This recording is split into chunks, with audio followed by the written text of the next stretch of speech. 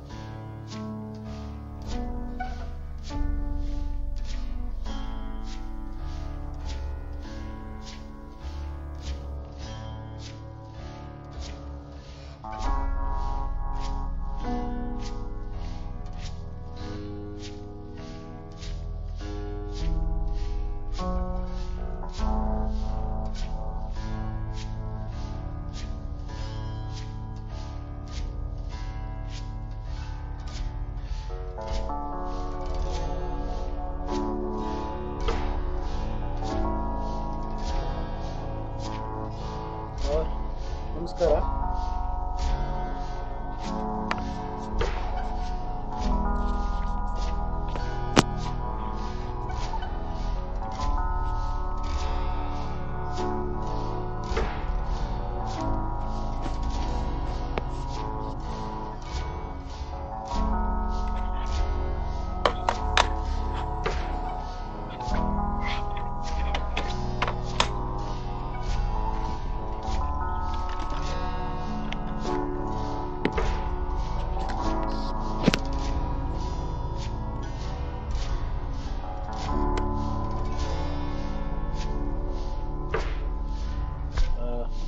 ಆರಂಭಿಸಬಹುದು ಅಂತ ಅನ್ಸುತ್ತೆ.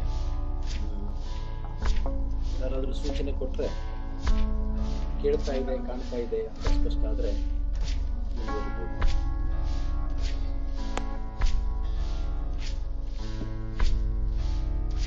ಹಲೋ,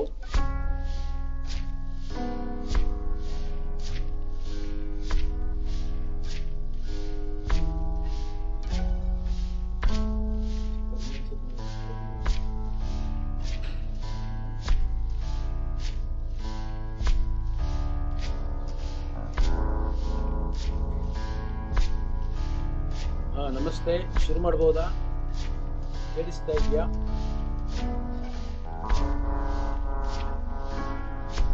ಕೇಳಿಸುತ್ತೆ ಮತ್ತು ಕಾಣಿಸುತ್ತೆ ಅಂತ ಒಂದು ಸಿಗ್ನಲ್ ಹಾಕಿ ನಾನು ಆರಂಭಿಸ್ತೇನೆ.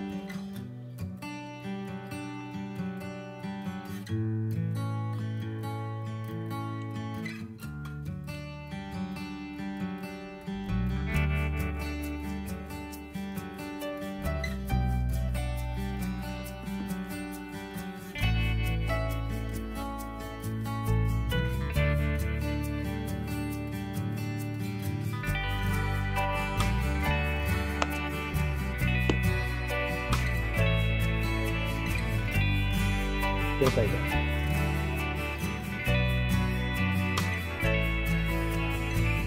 ಮಾತಾಡಿ ಕೇಳ್ತಾ ಇದೆ? ಕೇಳ್ತಾ ಇಲ್ಲ?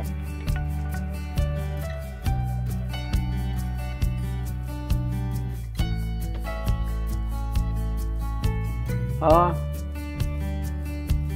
ಹೇಳುತ್ತೀರಿ. ಆರಂಭಿಸಿ. Thank you. ಆಯ್ಕೆ. ಸ್ನೇಹಿತರೆ, ನಾನು ಕಳೆದ ವಾರ ಸೋಮವಾರದಿಂದ ಆರಂಭಿಸಿದ ಈ ಮಾಲಿಕೆ 5 ಜನ ಭಾರತದ ಆಧುನಿಕ ರಂಗಭೂಮಿಯ ದಿಗ್ದರ್ಶಕರು ಅಂತ ನಾನು ಇಟ್ಟುಕೊಂಡು ಆರಂಭಿಸಿದ ಮಾಲಿಕೆಯ 2ನೆಯ ಭಾಗ ಇವತ್ತು ಆರಂಭಗೊಳ್ತಾ ಇದೆ. 2 ಸಂಗತಿಯನ್ನು ನಾನು ನಿಮಗೆ ಆರಂಭದಲ್ಲಿ ಹೇಳಿಕೊಂಡು ನಾನು ಮುಂದುವರಿಸ್ತೇನೆ. ಇವತ್ತಿನ ಪ್ರಮುಖ ಮಾತು ಕನ್ನಯ್ಯಲಾಲ್ ಅವರ ಬಗ್ಗಿದೆ. ಅದಕ್ಕೆ ಪೂರ್ವದಲ್ಲಿ ಒಂದು ವಸಾಹತು ಚಿಂತನೆಗೆ ಪೂರ್ಣವಾಗಿ ಭಿನ್ನವಾದಂತಹ ಈ ನೆಲದ ಮಣ್ಣಿನಲ್ಲಿಯೇ ಹುಟ್ಟಿಕೊಂಡಂತಹ ಮತ್ತು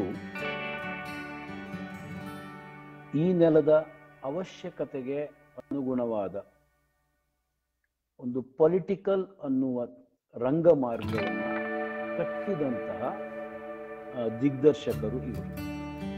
ಪೊಲಿಟಿಕಲ್ ಅಂತ ನಾನು ಬಹಳ ಸ್ಪಷ್ಟವಾಗಿ ಯಾಕೆ ಹೇಳ್ತಿದ್ದೀನಿ ಅಂತಂದ್ರೆ, ಪೊಲಿಟಿಕಲ್ ಅನ್ನೋ ಪಾರ್ಟಿಗೆ ಸಂಬಂಧಪಟ್ಟಿದ್ದಲ್ಲ, ತುಂಬಾ ಉದ್ದೇಶಪೂರ್ವಕವಾದ ಸೈದ್ಧಾಂತಿಕ ತಿಳುವಳಿಕೆಯನ್ನು ಇಟ್ಟುಕೊಂಡು ಹೊರಟಿರುವಂತಹ ರಂಗ ಪ್ರವರ್ತಕರು.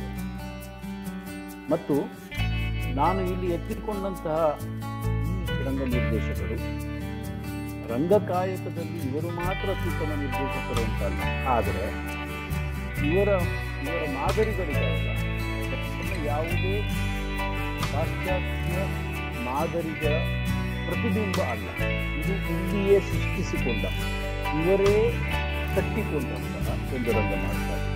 ಹಾಗಾಗಿ ಅವರದೇ ಆದಂಥ ಒರಿಜಿನಲ್ ಎನ್ನಬಹುದಾದಂಥ ಒಂದು ಸಿದ್ಧಾಂತಕ್ಕೆ ಸಂಬಂಧಪಟ್ಟಿದೆ. ಅಂಥವರನ್ನು ನಾನಿಲ್ಲಿ ಆಯ್ಕೆ ಮಾಡಿಕೊಂಡಿದ್ದೇನೆ ಮತ್ತು ಅವರನ್ನು ನಾನು ಭಾರತೀಯ ದಿಗ್ದರ್ಶಕರು ಅಂತ ಗುರುತಿಸೋದಕ್ಕೆ ಇಷ್ಟಪಟ್ಟಿದ್ದೇನೆ. ಇನ್ನೊಂದು ಸಂಗತಿ ಬಹಳ ಆಸಕ್ತಿದಾಯಕವಾದದ್ದು ಏನು ಅಂತಂದ್ರೆ, ಈ 5 ಜನ ಪರಸ್ಪರ ಭಿನ್ನವಾದ ಮಾರ್ಗದಲ್ಲಿ, ಒಂದು ರೀತಿಯಲ್ಲಿ ಪೂರ್ಣ ಭಿನ್ನವಾದ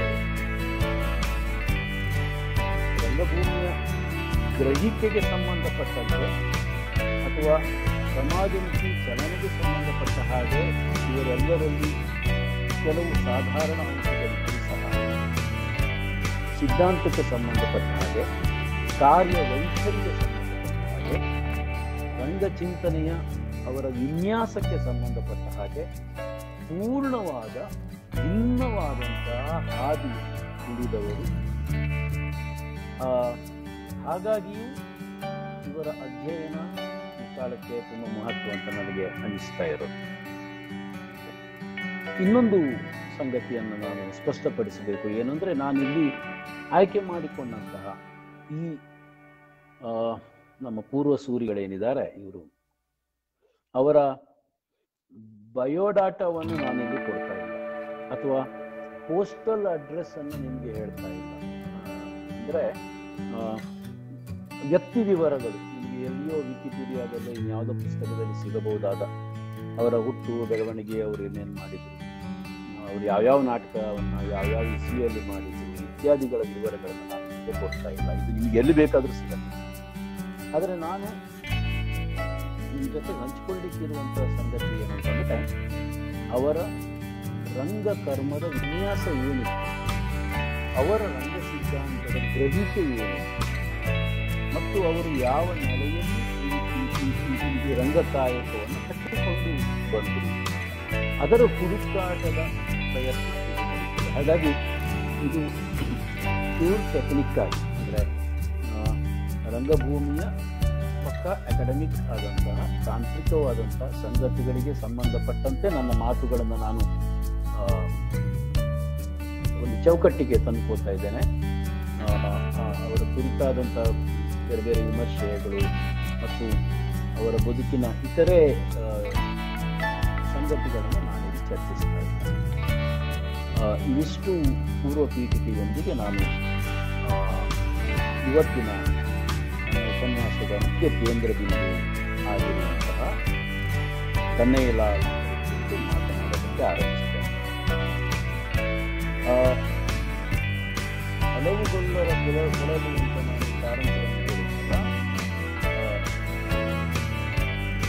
ದೇಶದ ಬೇರೆ ಬೇರೆ ಪ್ರಾದೇಶಿಕ ಭಾಗಗಳಿಂದ, ಬೇರೆ ಬೇರೆ ಕಡೆಗಳಿಂದ ಪಯಣವನ್ನು ಮಾಡ್ತಾ ಬಂದ ಕಾರಣಗಳನ್ನು ನೀವು ಯಾವುದೋ ಒಂದು ಭಾಗದ ಒಂದು ಪ್ರಾದೇಶಿಕವಾದಂತಹ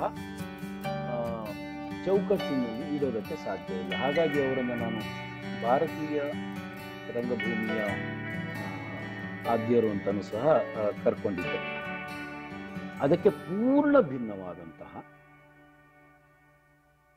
ವ್ಯಕ್ತಿತ್ವ ಕನ್ನಯ್ಯಲಾಲ್ ಅವರದು. ಈಗ ಇನ್ನೂ ಸ್ಪಷ್ಟಪಡಿಸಬೇಕು ಅಂದರೆ, ಕಾರಂತರನ್ನ ನೀವು ಕರ್ನಾಟಕದವರು ಅಥವಾ ಕನ್ನಡ ಭಾಷೆಗೆ ಸೀಮಿತವಾಗಿ ಮಾತನಾಡಕ್ಕೆ ಆಗಲ್ಲ. ಅಥವಾ ಹೀಗನ್ಬೋದು, ಕರ್ನಾಟಕವನ್ನು ಹೊರತುಪಡಿಸಿಯೂ ಕಾರಂತರ ರಂಗಕಾಯಕದ ಕುರಿತು ನೀವು ಮಾತನಾಡಲಿಕ್ಕೆ ಸಾಧ್ಯ. ಅಥವಾ ಕನ್ನಡ ಎನ್ನುವ ಭಾಷೆಯಿಂದ ಆಚೆಗೂ ಕಾರಂತರ ಕೆಲಸವನ್ನು ನೀವು ಮಾತನಾಡೋದಕ್ಕೆ ಸಾಧ್ಯ ಇದೆ. ಆದರೆ ಮಣಿಪುರ ಎನ್ನುವ ಪ್ರಾದೇಶಿಕವಾದಂತಹ ನೆಲೆಯಿಂದ ಆಚೆಗೆ ಮತ್ತು ಅಲ್ಲಿಯ ಭಾಷೆಯಿಂದ ಆಚೆಗೆ ಕನ್ನಯ್ಯಲಾಲ್ ಅವರನ್ನ ಮಾತನಾಡೋದಕ್ಕೆ ಆಗಲ್ಲ. ಹಾಗಾಗಿ ಪೂರ್ಣ ಭಿನ್ನ ಅಂತ ನಾನು ಹೇಳಿದ್ದು ಇದು. ಮಣಿಪುರದ ಬಗ್ಗೆ ನಾವು ಮಾತನಾಡದೆ ಕನ್ನಯ್ಯಲಾಲ್ ಅವರ ಬಗ್ಗೆ ಮಾತನಾಡಕ್ಕಾಗಲ್ಲ. ಮಣಿಪುರದ ಸಂಸ್ಕೃತಿಯ ಬಗ್ಗೆ ನಾವು ಮಾತನಾಡದೆ ಕನ್ನಯ್ಯಲಾಲ್ ಅವರ ರಂಗ ಸಂಸ್ಕೃತಿಯ ಕುರಿತು ಮಾತನಾಡಕ್ಕಾಗಲ್ಲ. ಮಣಿಪುರಿಯ ದೇಶೀಯ ಅಲ್ಲಿಯ ಮೂಲ ನಿವಾಸಿಗಳಿಗಾರಲ್ಲ, ಅವರ ಬದುಕಿನ ಕುರಿತು ಮಾತನಾಡದೆ, ಅವರ ಬದುಕಿನ ಸಿದ್ಧಾಂತದ ಕುರಿತು ಮಾತನಾಡದೆ ಕನ್ನಯ್ಯಲಾಲ್ ಅವರ ರಂಗ ಸಿದ್ಧಾಂತದ ಬಗ್ಗೆ ಮಾತನಾಡಕ್ಕಾಗಲ್ಲ. ಅಷ್ಟು ಅವಿನಾಭಾವವಾಗಿದೆ. ಹಾಗಾಗಿ ಕನ್ನಯ್ಯಲಾಲ್ ಅವರ ಬಹಳ ಮುಖ್ಯವಾದ ಮತ್ತು ಬಹಳ ಸ್ಪಷ್ಟವಾದಂತಹ ಸ್ಟೇಟ್ಮೆಂಟ್ ಇದೆ. ಏನಂದ್ರೆ, ರಂಗಭೂಮಿ ತೀರ ಸ್ಥಾನಿಕವಾದದ್ದು, ಪ್ರಾದೇಶಿಕ ಮಿತಿಗೆ ಒಳಪಟ್ಟದ್ದು,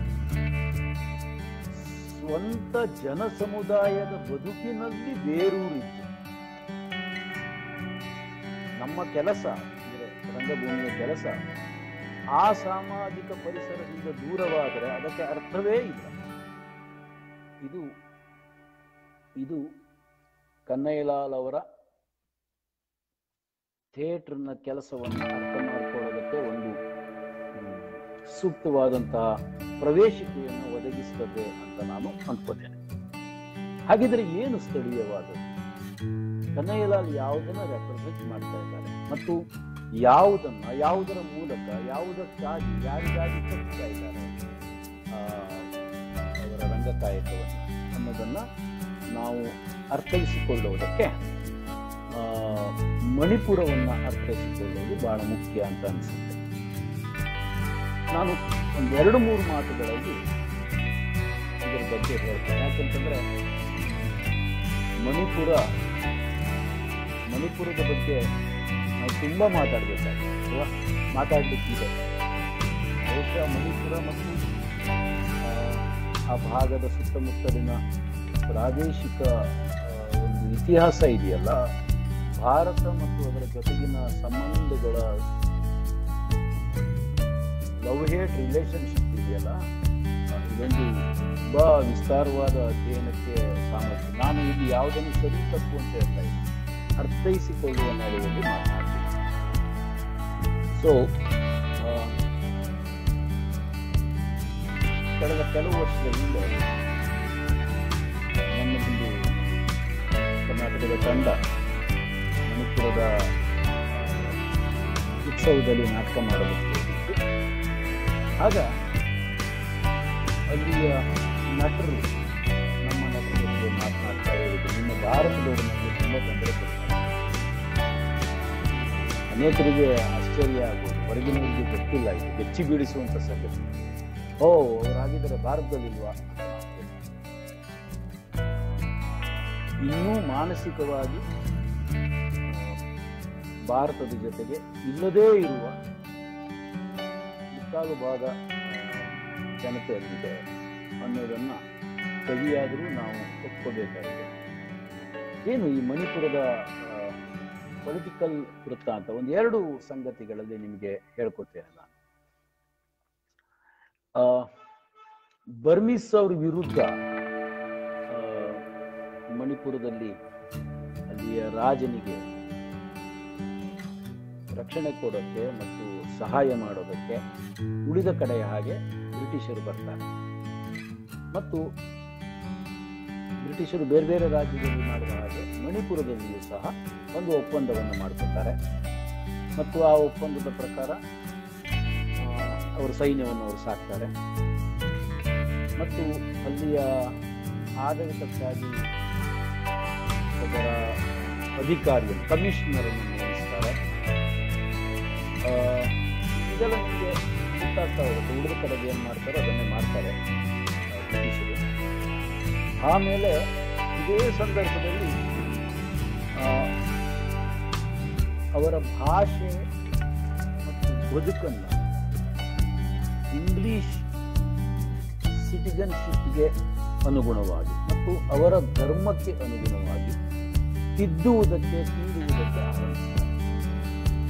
ಸೋಷಿಯಲ್ ರಿಫಾರ್ಮೇಷನ್ ಬ್ರಿಟಿಷರು ಅತಿ ಹೆಚ್ಚು ಆರಂಭಿಸಿದ್ದು ಮಣಿಪುರದ. ಹಾಗಾಗಿ ಮಣಿಪುರದ ಒಳಗಡೆ ಅದಕ್ಕೆ ವಿರುದ್ಧವಾದ ಒಂದು ಬಹಳ ದೊಡ್ಡ ಅಸಹನೆ ಗೊತ್ತಿದೆ. ಇದೇ ಸಂದರ್ಭದಲ್ಲಿ ಮಣಿಪುರದ ಬುಡಕಟ್ಟು ಸಂಸ್ಕೃತಿಗೆ ತುಂಬ ಭಿನ್ನವಾದಂಥ ಬೇರೆಯಾದಂತಹ ವೈಷ್ಣವ ಧರ್ಮದ ಆಕ್ರಮಣವೂ ಅಲ್ಲ, ಅದನ್ನು ವೈಷ್ಣವ ಧರ್ಮದ ಚೌಕಟ್ಟಿನಲ್ಲಿ ಅದನ್ನು ಒಳಗು ಮಾಡಿಕೊಳ್ಳುವ ಕೆಲಸವು ನಡೆಯುತ್ತೆ. ಅದರ ವಿರುದ್ಧವಾಗಿ ದೊಡ್ಡ ಹೋರಾಟ ನಡೀತಾ ಇದೆ. ಅಂದರೆ ನಾನು ಹೇಳಲಿಕ್ಕಿದ್ದೇನೆ, ಕ್ವೆಬೆಕ್ ನಾಟಕವನ್ನು ನೋಡಿದರೆ ಅದರಲ್ಲಿ ಬಹಳ ಸ್ಪಷ್ಟವಾಗಿ ಅಂಥದ್ದೊಂದು ವಿರೋಧದ ಸ್ಮೆಲ್ ಕಾಣೋದಕ್ಕೆ ಸಾಧ್ಯ ಆಗುತ್ತೆ. ಸೊ ಹಾಗೆ ಬ್ರಿಟಿಷರ ಆಳ್ವಿಕೆಗೆ ಒಳಪಡ್ತಾ ಅವರ ಕಮಿಷನರ್ ಮುಖ್ಯವಾಗಿ ಇವರನ್ನೆಲ್ಲ ಹೆಚ್ಚು ಆಳ್ತಾ ಇದ್ದ ಸಂದರ್ಭ ಭಾರತಕ್ಕೆ ಸ್ವಾತಂತ್ರ್ಯ ಸಿಕ್ತು. ಆದರೆ ನಮಗೆ ನೆನಪಿರಬೇಕು, ಆವಾಗಲೂ ಮಣಿಪುರ ಭಾರತದಲ್ಲಿ ಇರಲಿಲ್ಲ. ಅಂದರೆ ಈ ಮೊದಲು ಮಾನಸಿಕವಾಗಿ ಅದು ಇರಲಿಲ್ಲ ಮತ್ತು ಸ್ವಾತಂತ್ರ್ಯ ಸಿಕ್ಕ ವರ್ಷವೂ ಸಹ ಭಾರತದಲ್ಲಿ ಮಣಿಪುರ ಇಲ್ಲ. ಆ ನಂತರ 1949ರಲ್ಲಿ ಒಂದು ಮರ್ಜರ್ ಅಂತ ಒಂದು ಪ್ರಕ್ರಿಯೆ ನಡೆಯುತ್ತೆ. ಆಗ ಅಲ್ಲಿಯ ರಾಜನನ್ನ ಗೃಹಬಂಧನದಲ್ಲಿರಿಸಿ ಒತ್ತಾಯಪೂರ್ವಕವಾಗಿ ಅದನ್ನು ಭಾರತಕ್ಕೆ ಸೇರಿಸಿಕೊಳ್ಳಲಾಗಿದೆ. ಆಗಿನಿಂದಲೂ ಮಣಿಪುರದ ಪ್ರತ್ಯೇಕತಾ ಒಂದು ಚಳವಳಿ ಜಾರಿಯಾಗಿದೆ. ಹಿಂದೆ ಬ್ರಿಟಿಷರು ಅವರ ಧಾರ್ಮಿಕ ಕೇಂದ್ರಗಳನ್ನು ವಶಪಡಿಸಿಕೊಂಡು ಅದರಲ್ಲಿ ಚರ್ಚಿನ ಅಂಶಗಳನ್ನು ವಿಸ್ತರಿಸೋದಕ್ಕೆ ಟ್ರೈ ಮಾಡಿದ್ರು. ಆಗ ಅದರ ವಿರುದ್ಧ ಹೋರಾಟ ಮಾಡಿದ್ರು. ಅದೇ ಹೋರಾಟ, ಅದೇ ರೀತಿಯ ಹೋರಾಟ ಭಾರತದ ವಿರುದ್ಧವೂ ಕಟ್ಟಿಲ್ಲ. ಹಾಗಾಗಿ ಮಾನಸಿಕವಾಗಿ ಭಾರತದ ಜೊತೆಗೆ ಅದು ಹೆಚ್ಚು ಸಂಬಂಧವನ್ನು ಹೊಂದಿಲ್ಲ. ಇದನ್ನು ಸರಿಪಡಿಸುವ ಸಲುವಾಗಿಯೇ ಭಾರತದಿಂದ ಅನೇಕ ಉತ್ಸವಗಳನ್ನು, ಕಾರ್ಯಕ್ರಮಗಳನ್ನು ಅಲ್ಲಿ ಹಾಕ್ಕೊಂಡು ಅವರನ್ನು ಮನವೊಲಿಸುವ, ಒಳಗು ಮಾಡಿಕೊಳ್ಳುವ ಅನೇಕ ಚಟುವಟಿಕೆಗಳನ್ನು MSD ಅಂತೂ ಎಕ್ಸ್ಟೆನ್ಷನ್ ಪ್ರೋಗ್ರಾಮ್ ಅಂತ ಮಾಡಿ ತುಂಬ ಫೆಸ್ಟಿವಲ್ಗಳನ್ನು ಅಲ್ಲಿಯೇ ಆಯೋಜಿಸ್ತಾರೆ. ಆದರೆ ಮಣಿಪುರದ ಬುಡಕಟ್ಟಿನ ಅಸ್ಮಿತೆ ಇದೆಯಲ್ಲ, ಇದು ಉಳಿದ ಭಾರತೀಯ ಅಸ್ಮಿತೆಗಳಿಂದ ಭಿನ್ನವಾಗಿದೆ. ಒಂದು ಚಳುವಳಿ ಇದೆ ಅಲ್ಲಿ. ಅವರನ್ನ ಒಂದು ಬೆಂಕಿ ಹಿಡಿದವರ ಗುಂಪು ಅಂತ ಕರೀತಾರೆ. ಅವರ ಹೋರಾಟಕ್ಕೆ ಬಹಳ ದೊಡ್ಡ ಇತಿಹಾಸವೇ ಇದೆ. ಮೊದಲು ಅವರು ಬ್ರಿಟಿಷರ ವಿರುದ್ಧವೂ ಹೋರಾಡಿದರು. ಅದೇ ಗುಂಪು ತಲತಲಾಂತರದ ನಂತರ ಈಗ ಭಾರತದ ವಿರುದ್ಧವೂ ಹೋರಾಟ ನಡೆಸ್ತಾ ಇದೆ. ಹೋರಾಟದ ಸ್ವರೂಪದಲ್ಲಿ ಏನು ಬದಲಾವಣೆ ಆಗಿಲ್ಲ, ಅದೇ ಕಂಟಿನ್ಯೂ ಆಗಿದೆ. ಅಂದು ಬ್ರಿಟಿಷ್ ಅಧಿಕಾರಿ ಅಲ್ಲಿದ್ದು ಅದನ್ನ ನೋಡ್ಕೋತಾ ಇದ್ದಾರೆ, ಈಗ ಭಾರತದ ಅಧಿಕಾರಿ ಅಲ್ಲಿದ್ದು ನೋಡ್ಕೋತಾ ಇದ್ದಾರೆ. ಈ ತರ ಅವರಿಗೆ ಇನ್ನೂ ಸಹ ವಸಾಹತಿಯಿಂದ ಬಿಡುಗಡೆ ಸಿಕ್ಕಿಲ್ಲ ಅನ್ನುವ ಭಾವನೆ ಇದೆ. ಇದು ಸ್ಥೂಲವಾಗಿ ಅಲ್ಲಿಯ ರಾಜಕೀಯ ಪರಿಸರ. ಕನ್ನಯ್ಯಲಾಲ್ ಅಲ್ಲಿಯ ಆದಿವಾಸಿ ಜನಾಂಗಕ್ಕೆ ಸೇರಿದಂಥವರು. ಅವರು ಆಧುನಿಕ ರಂಗಭೂಮಿಯನ್ನು ಅಧ್ಯಯನ ಮಾಡಬೇಕು ಅಂತಾನೆ NSDಗೆ ಬರ್ತಾರೆ, ರಾಷ್ಟ್ರೀಯ ನಾಟಕ ಶಾಲೆ ಸೇರ್ತಾರೆ. ಆದರೆ ಒಂದೆರಡು ವರ್ಷದಲ್ಲಿ ಅಲ್ಲಿಂದ ಅವರು ಫೇಲ್ ಆಗಿ ಅವರನ್ನು ಹೊರಹಾಕಲಾಗ್ತದೆ. ಅಲ್ಲಿಂದ ಹೊರಬಿದ್ದಂತಹ ತನ್ನ ಏಲಾಳು ಮತ್ತೆ ವಾಪಸ್ ಬಂದು ಬೇರೆ ಬೇರೆ ತೆರನಾದಂತಹ ರಂಗ ಚಟುವಟಿಕೆಗಳಿಗೆ ತಮ್ಮನ್ನು ಒಟ್ಟುಕೋತಾ ಹುಡುಕಾಟ ನಡೆಸ್ಕೋತಾ ಮಾಧವ್ ಸರ್ಕಾರ ಅವರ ವರ್ಕ್ಶಾಪ್ಗಳಿಗೆಲ್ಲ ಹೋಗ್ತಾರೆ. ಜಗತ್ತಿನ ಬೇರೆ ಬೇರೆ ಭಿನ್ನವಾದಂತಹ ಪಾಶ್ಚಾತ್ಯ ರಂಗ ಪ್ರಯೋಗಗಳಲ್ಲಿ ಅಧ್ಯಯನ ಮಾಡ್ತಾರೆ, ಪಾಲ್ಗೊಳ್ತಾರೆ. ನಂತರ ತುಂಬ ಸ್ಪಷ್ಟವಾದ ಅರಿವಿನೊಂದಿಗೆ ತನ್ನ ನೆಲಕ್ಕೆ ಮಾಡ್ತಾರೆ ಮತ್ತು ಅಲ್ಲಿ ಮಣಿಪುರ ಕಲಾಕ್ಷೇತ್ರ ಹೆಸರಿನಲ್ಲಿ ಅವರದೇ ಆದಂತಹ ನಾಟಕವನ್ನು ಕಟ್ಟೋದಕ್ಕೆ ಆರಂಭಿಸಿದರು. ಮತ್ತು ಅವರು ಹಾಗೆ ಕಟ್ಟೋದಕ್ಕೆ ಆರಂಭಿಸಿದ ನಾಟಕಗಳಿದ್ದಾವಲ್ಲ, ಅದು ಪೂರ್ಣವಾಗಿ ಅವರದೇ ಸಿದ್ಧಾಂತದ ಅಡಿಯಲ್ಲಿ ರೂಪಿತ ಆಗಿರುತ್ತೆ ಮತ್ತು ಅದು ಇನ್ನು ಯಾವುದೋ ಒಂದರ ರೆಪ್ಲಿಕ್ ಆಗಿ ಪ್ರತಿಬಿಂಬ ಆಗಿ ಬರುವುದು. ಉದಾಹರಣೆ, ಮಾಧವ್ ಸರ್ಕಾರ ಅವರ ಒಂದು ವರ್ಕ್ಶಾಪಿಗೆ ಬಹುತೇಕವಾಗಿ ಈಗಲೂ ನಮ್ಮಲ್ಲಿ ಚಾಲ್ತಿಯಲ್ಲಿರೋದು ಏನು ಅಂತಂದ್ರೆ ರಂಗ ಅಭ್ಯಾಸ. ಮೊದಲು ಪ್ರಾಕ್ಟೀಸ್ ಇದೆಯಲ್ಲ, ಆ ಪ್ರಾಕ್ಟೀಸು ನಮ್ಮ ದೇಹದ ಸಂಕೋಚಗಳನ್ನು ನಾವು ಕಳ್ಕೊಳ್ಳೋದಕ್ಕೆ, ಆಮೇಲೆ ಲೈಂಗಿಕವಾಗಿ ಲಿಂಗ ತಾರತಮ್ಯದ ಪ್ರಾಕ್ಟೀಸ್ ನಮ್ಮಲ್ಲಿ ಹೆಚ್ಚಿರೋದ್ರಿಂದಾಗಿ ಗಂಡು ಹೆಣ್ಣು ಬೆರೆಯೋದಕ್ಕೆ ಸಂಬಂಧಪಟ್ಟಂತೆ ಅನೇಕ ಸೋಷಿಯಲ್ ಟಬುಗಳಿದ್ದಾವೆ, ನಿಷೇಧಗಳಿದ್ದಾವೆ. ಅಂಥ ನಿಷೇಧಗಳನ್ನು ಕಳಿಸ್ಕೊಳ್ಳೋದು, ದೇಹದ ಸಾಧ್ಯತೆಯನ್ನು ಹೆಚ್ಚಿಸಿಕೊಳ್ಳೋದು, ಮುಖ್ಯವಾಗಿ ಈ ಸಾಮಾಜಿಕ ನಿಷೇಧಗಳಿಂದ ಆಚೆ ಬರುವ ಆಕ್ಟಿವಿಟಿಗಳನ್ನು ಸೈಕೋಫಿಸಿಕಲ್ ಆಕ್ಟಿವಿಟಿ ಅಂತ ಸ್ಥೂಲವಾಗಿ ಹೇಳ್ತಾರೆ. ಅದನ್ನು ಬಹುತೇಕ ಎಲ್ಲರೂ ಪ್ರಾಕ್ಟೀಸ್ ಮಾಡ್ತಾರೆ, ಬೇರೆ ಬೇರೆ ರೀತಿಯಲ್ಲಿ ಪ್ರಾಕ್ಟೀಸ್ ಮಾಡ್ತಾರೆ. ತನ್ನೆಲ್ಲ ಮಾಧವ್ ಸರ್ಕಾರ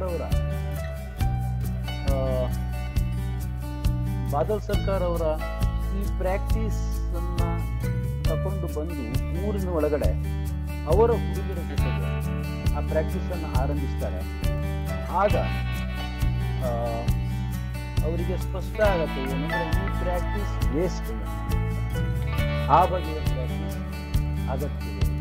ಯಾಕೆಂದ್ರೆ ಅವರ ಆ ಸಮುದಾಯದಲ್ಲಿರುವಂತಹ ಯುವಕರು ಇಂಥ ಸೋಷಿಯಲ್ ಟಬೂನಲ್ಲಿರುವವರು ಹೆಚ್ಚು ಸ್ವಾತಂತ್ರ್ಯ ಇದೆ. ಅವರಿಗೆ ಲಿಂಗ ತಾರತಮ್ಯ ಕಲೆ, ಹಾಗಾಗಿ ಗಂಡು ಹೆಣ್ಣಿನ ಸ್ವಚ್ಛಂದವಾದಂತಹ ಕಲೆ ಇತ್ತು. ಆಮೇಲೆ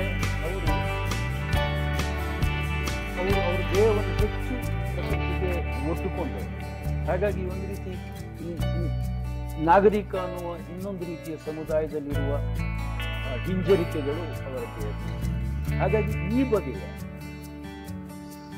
ಸೈಕೋಫಿಸಿಕಲ್ ಆಕ್ಟಿವಿಟೀಸ್ ತಮ್ಮ ಸಮುದಾಯದ ನಟರಿಗೆ ಅಗತ್ಯ ಇಲ್ಲ ಅನ್ನೋದನ್ನು ಕಂಡಿದೆ. ಅಂದರೆ ನಾನು ಇದನ್ನೇನು ಹೇಳಕ್ಕೆ ಇಷ್ಟಪಟ್ಟೆ ಅಂದರೆ, ಯಾವುದು ಈಗಾಗಲೇ ಒಪ್ಪಿತವಾದಂಥ ಒಂದು ಮಾರ್ಗ ಅಂತಿದೆಯೋ ರಂಗಭೂಮಿಯಲ್ಲಿ, ರಂಗ ತರಬೇತಿಯಲ್ಲಿ, ಅದನ್ನು ನಿರಾಕರಿಸಿ ಅದನ್ನು ಹೊರಗೆ ಹಚ್ಚಿ ಪರೀಕ್ಷಿಸಿ ತುಂಬ ಭಿನ್ನವಾದಂತಹ ಒಂದು ತರಬೇತಿ ಅಗತ್ಯ ಇದೆ ಅನ್ನೋದನ್ನು ಕಂಡುಕೊಳ್ತಾರೆ. ಹಾಗೆ ಕಂಡುಕೊಂಡ ಮೇಲೆ ಅವರು ತಮ್ಮ ನಟರ ದೇಹ ಭಾಷೆಯನ್ನು ಸಿದ್ಧಪಡಿಸೋದಕ್ಕೆ ಅವರದೇ ಆದಂಥ ಮೆಥಡಾಲಜಿಯನ್ನು ಕಂಡುಹಿಡ್ತಾರೆ.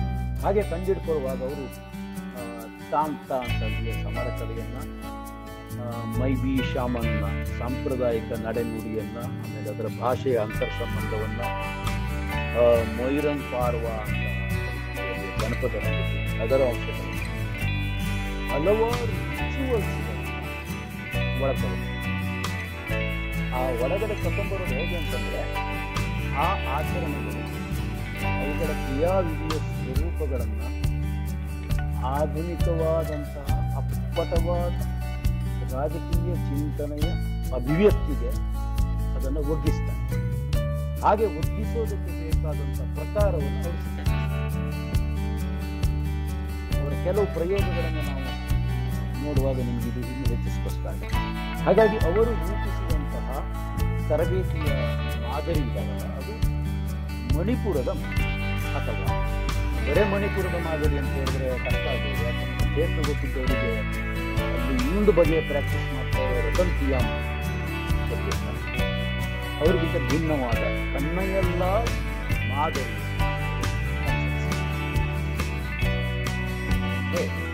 ಸೊ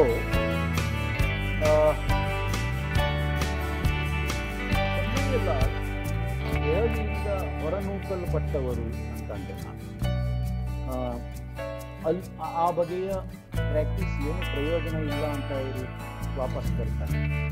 ಆದರೆ ಅಲ್ಲಿ ಹೋಗಿರೋದ್ರಿಂದ ಅನುಕೂಲ ಆಯಿತು ಅಂತ ರುಸ್ತುಂ ಬರುಚ ಅವರ ಬಗ್ಗೆ ವ್ಯಾಪಕವಾಗಿ ವಿಸ್ತಾರವಾಗಿ ಬರೆದ ರುಸ್ತುಂ ಬರುಚ ಹೇಳ್ತಾರೆ. ರುಸ್ತುಂ ಬರುಚ ಬಹಳ ಇಂಟ್ರೆಸ್ಟಿಂಗ್ ಆದ ಒಂದು ಸಂಗತಿಯನ್ನು ಗಮನಿಸ್ತಾರೆ. ಏನಂದ್ರೆ ಅವರಲ್ಲಿ ಹೋಗಿರೋದ್ರಿಂದ ಹೊರಗಡೆ ನಿಂತು ಅವರ ಥಿಯೇಟರ್ ಅನ್ನ, ಅವರ ದೇಸಿ ರಂಗಭೂಮಿಯ ವಿನ್ಯಾಸವನ್ನ, ಸ್ವರೂಪವನ್ನ ಅರ್ಥ ಮಾಡ್ಕೊಳಕ್ ಸಾಧ್ಯ ಆಯಿತು. ಅವರಲ್ಲಿ ಹೋಗದೆ ಇದ್ರೆ, ಒಳಗಿನವರಾದ್ರೆ ಆರಂಭದಿಂದಲೇ ಒಳಗಡೆ ಇದ್ರೆ ಇದನ್ನು ಹೊಸದಾಗಿ ಕಟ್ಟುವ ಒಂದು ಮಾದರಿ ಅವರಿಗೆ ಸಿಕ್ಕಿತ್ತೋ ಇತ್ತು. ಇದನ್ನ ನಾವು ಜನಪದ ಅಧ್ಯಯನದಲ್ಲಿ ಒಂದು ಪರಿಭಾಷೆಯಾಗಿ ಬಳಸ್ತೇವೆ. ಪರ್ಫಾರ್ಮೆನ್ಸ್ ಥಿಯರಿ ಅಂತ ಮತ್ತು ಕಾಂಟೆಕ್ಸ್ಟ್ ಥಿಯರಿ ಅಂತ. ಏನಾಗತ್ತೆ ಕೇಳಿದ್ರೆ, ನೀವು ರಿಚುವಲ್ ಅನ್ನು ಅರ್ಥ ಮಾಡ್ಕೋಬೇಕಾದ್ರೆ, ಒಂದು ಜನಾಂಗದ ಆಚರಣೆಯನ್ನು ಅರ್ಥ ಮಾಡ್ಕೋಬೇಕಾದ್ರೆ ನೀವು ಅದರ ಒಳಗಿನವರಾಗಬೇಕು. ರಿಚುವಲ್ ಅರ್ಥವನ್ನು ಬಿಟ್ಕೊಡಲ್ಲ, ಅದರ ಸಂಕೇತಗಳು ನಿಮ್ಗೆ ಅರ್ಥನೇ ಆಗುತ್ತೆ. ಹಾಗಾಗಿ ಅದನ್ನು ಅರ್ಥ ಮಾಡ್ಕೋಬೇಕಾದ್ರೆ ನೀವು ಒಳಗಿನವರಾಗಬೇಕು. ಆದರೆ ನೀವು ಒಳಗಿನವರೇ ಆಗಿ ಹೋದ್ರೆ ಅದನ್ನೊಂದು ಆರ್ಟ್ ಆಗಿ ನೀವು ನೋಡಕ್ಕಾಗಲ್ಲ. ಮತ್ತು ಅದರ ಎನರ್ಜಿಯನ್ನ ನಾನು ಬೇರೆ ರೀತಿಯಲ್ಲಿ ಬೆಳೆಸ್ಕೊಳಕ್ಕಾಗಲ್ಲ. ಅಂದ್ರೆ ಒಂದು ಜನಪದ ರಂಗಭೂಮಿಯಲ್ಲಿ ಗೊತ್ತಾಗುತ್ತೆ, ಆ ಸಂದರ್ಭದ ಒಳಗಡೆ ಇರುವಂತಹ ಒಂದು ಕಲೆ ಅಲ್ಲ, ಅದು ಸಾಧ್ಯ. ತುಂಬಾ ಹೊರಗೆ ಕನ್ನಡದ ಆರ್ಟ್ ಪೀಸ್ ಅಷ್ಟೇ, ಅವನಿಗೆ ಅದರ ಎನರ್ಜಿನೇ ಗೊತ್ತಾಗುತ್ತೆ. ಹಾಗಾಗಿ ಬಹಳ ಜನ ರೂಟ್ಗೆ ಮರಳುವುದು ಅಂತಂದ್ರೆ ಜನಪದ ಕಲಾ ಪ್ರಕಾರದ ಯಾವುದೋ ಒಂದು ಸಿಲಿಕನ್ನು ಕ್ಯಾಪೆ ಹಚ್ಚೋದು, ಆಧುನಿಕ ರಂಗಭೂಮಿ ಪಠ್ಯಕ್ಕೆ ಅಂತ ಅನ್ಕೊಂಡಿರ್ತಾರ. ಆ ಪ್ರಾಬ್ಲಮ್ ಇರಬಹುದು. ಏನಂದ್ರೆ ಅವರು ಸಂದರ್ಭದ ಒಳಗಿನವರಾಗಿದ್ದಾರೆ. ಸೊ ರುಸ್ತುಂ ಬರುಚ ಗುರುತಿಸುವ ಹಾಗೆ ಕನ್ನಯ್ಯಲಾಲ್ ಅದರ ಒಳಗಿನವರಾಗಿದ್ದಾರೆ. ಮತ್ತು ಈ ಎಲ್ಲ ಆಧುನಿಕ ರಂಗ ವರ್ಕ್ಶಾಪ್ಗಳಿಂದಾಗಿ, ರಂಗಭೂಮಿಯ ವರ್ಕ್ಶಾಪ್ಗಳಿಂದಾಗಿ ಅವರಿಗೆ ಅವರ ರಂಗಭೂಮಿ, ಅವರು ಬೆಳೆಸಬೇಕಾದ ರಂಗಭೂಮಿ ಹೊರಗಡೆ ನಿಂತು ನೋಡಿ ಆ ನಂತರದಲ್ಲಿ ಒಳಗಡೆ ಬಂದು ಕಟ್ಟೋದಕ್ಕೆ ಅದು ನೆರವಾಗುತ್ತೆ ಅಂತ. ಈ ನೆಲೆಯಲ್ಲಿ ಅವರಿಗೆ ಅವರ ಹೊರ ಜಗತ್ತಿನ ಪ್ರವಾಸ ನೆರವಾಗುತ್ತೆ.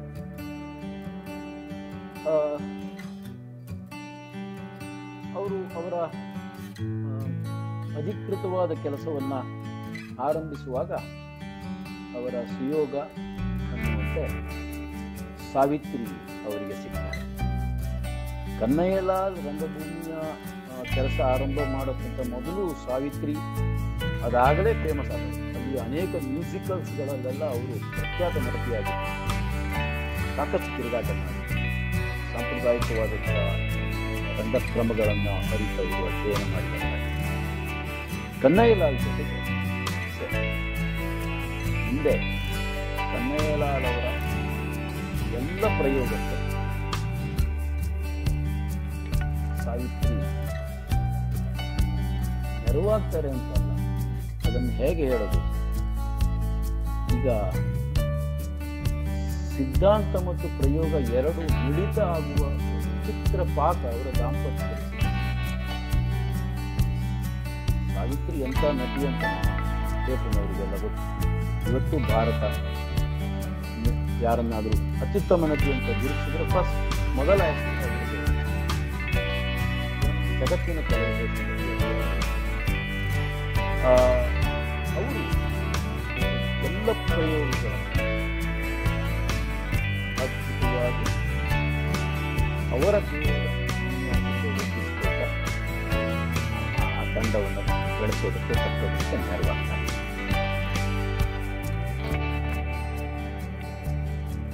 ಮಣಿಪುರದ್ದೇ ಆದಂತಹ ಈ ನೆಲದ ರಂಗಶೈಲಿಯನ್ನು ಕಟ್ಟಿಕೊಳ್ಳುವುದು ಅಂತಂದ್ರೆ ಹೇಗೆ ಅದು ಉಳಿದ ರಂಗಶೈಲಿಗಿಂತ ಯಾಕೆ ಭಿನ್ನ, ಎಲ್ಲಿ ಭಿನ್ನ? ಅಥವಾ ನಮ್ಮಂಥವರು ನಾವಿರುವ ನೆಲದಲ್ಲಿ ಅಲ್ಲಿಯದೇ ಆದಂತಹ ನೆಲಮೂಲ ಸಂಸ್ಕೃತಿಯನ್ನು ಅಧ್ಯಯನ ಮಾಡಿ ರಂಗಭೂಮಿಯ ಯಾವುದೋ ಚಟುವಟಿಕೆಯನ್ನು ಆರಂಭಿಸಬೇಕು ಅಂತಿದ್ರೆ ನಮಗೆ ಮಾದರಿ ಏನು? ನಾವು ಯಾವುದನ್ನು ಹುಡುಕಾಟ ಮಾಡಬೇಕು? ಟೆಕ್ಸ್ಟ್ ಹುಡುಕಾಟ ಮಾಡೋದು, ಅಥವಾ ಅಲ್ಲಿಯ ಸ್ಥಳೀಯ ಕಥೆಯನ್ನು ತಗೊಂಡು ಅಲ್ಲಿಯ ದೇವಸ್ಥಾನ ಸುತ್ತಮುತ್ತಲಿನ ಪರಿಸರದ ಕುಣಿತಗಳನ್ನು ತಗೊಂಡು ಅದನ್ನ ಮಿಕ್ಸ್ ಮಾಡಿಬಿಟ್ರೆ ಆಗಲ್ಲ. ಅದಕ್ಕೊಂದು ಬೇರೆಯದೇ ಆದ ಗ್ರಹಿಕೆ ಬೇಕಾಗತ್ತೆ. ಕನ್ನಯ್ಯಲಾಲ್ರನ್ನ ನಾವು ಅಧ್ಯಯನ ಮಾಡಲಿಕ್ಕೆ ಅಗತ್ಯವಾದ ಭೂಮಿಕೆ ಯಾವುದು ಕೇಳಿದ್ರೆ ಇದು ಏನಂದ್ರೆ ಅಲ್ಲಿಯ ಸ್ಥಳೀಯ ರಂಗಭೂಮಿಯ ಅಂಶಗಳನ್ನು ಅವರು ಗುರುತಿಸಿ ಅಥವಾ ಜನಾಂಗಿಕ ಅಭಿವ್ಯಕ್ತಿಯ ಮಾದರಿಗಳನ್ನು ಗುರುತಿಸಿ ಎರಡು ಉದಾಹರಣೆಗಳನ್ನು ಕೊಡೋದಕ್ಕೆ ಬಹುಶಃ ಇದು ನಮಗೆ ತುಂಬ ಮುಖ್ಯ ಅಂತ ನಮ್ಮ ಆಧುನಿಕ ರಂಗಭೂಮಿಯ ಕಲಿಕಾರ್ಥಿಗಳಿಗೆ ತುಂಬ ಮುಖ್ಯವಾದದ್ದು.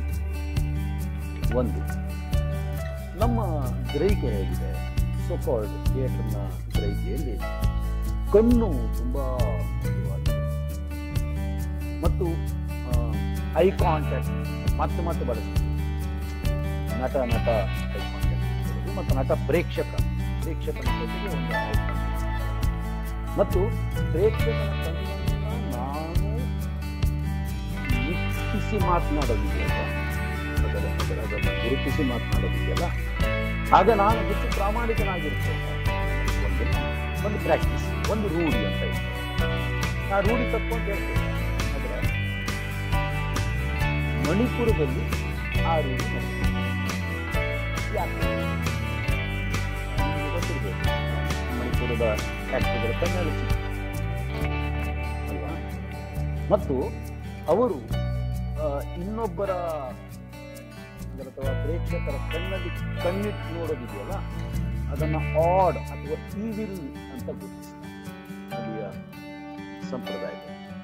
ಹಾಗಾಗಿ ಅವರು ನಾವು ಮಾಡಿಕೊಂಡ ಪ್ರಾಕ್ಟೀಸ್ ಅಂತಾರ ಕಣ್ಣಲ್ಲಿ ಕಣ್ಣಿಟ್ಟು ನೋಡಿ ಯಾಕೆ ಮಾಡಕ.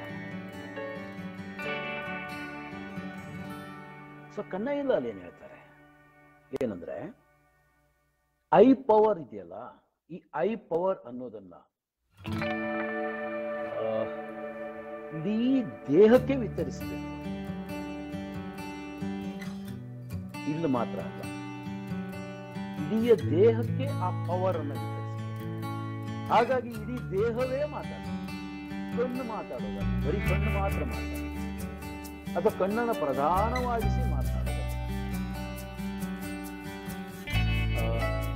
ಯಾರಾದ್ರೂ ಮಣಿಪುರದವರು ನೋಡಿದ್ರೆ ಗೊತ್ತಾಗುತ್ತೆ, ಅವ್ರು ಒಂಥರ ಎಲ್ಲರೂ ಒಂದೇ ತರ ಕಾಣ್ತಾರೆ. ಮಾಸ್ಕ್ ಹಾಕೊಂಡು ಆ ಮುಖದಲ್ಲಿ ಎಕ್ಸ್ಪ್ರೆಷನ್ಸ್ ತರೋದಿದೆಯಲ್ಲ, ಅದು ನಮ್ಮ ಉಳಿದವರ ಅಥವಾ ಮೊನ್ನೆ ಕಳೆದ ಉಪನ್ಯಾಸದಲ್ಲಿ ನಾನು ಮಾತಾಡ್ತಿದ್ದಾಗ ಒಂದು ಅಂಶವನ್ನ ಹೇಳಿದೆ. ಸೈಕಾಲಜಿಕಲ್ ಆಕ್ಟ್ ಅಂತಿದೆಯಲ್ಲ, ಅದನ್ನೇ ನಿಜವಾದ ಆಕ್ಟಿಂಗ್ ಅಂತ ನಾವು ನಂಬ್ಕೊಂಡಿರೋದ್ರಿಂದ ಡಿ.ವಿ. ಕಾರಂತರು ಆಕ್ಟರ್ ತಯಾರು ಮಾಡಲಿಲ್ಲ ಅಂತ ನಾನು ಸಮೂಹ ಅಭಿನಯಿಸುವುದನ್ನು ಪರಿಕಲ್ಪನೆ ನಮಗೆ ತುಂಬಾ ಕಡಿಮೆ. ಯಾಕಂದ್ರೆ ನಮಗೆ ವಸಾಹತು ಕೇಂದ್ರಿತವಾದ, ಅದರಿಂದ ಪ್ರಭಾವಿತವಾದಂತಹ ಒಂದು ಅಭಿನಯ.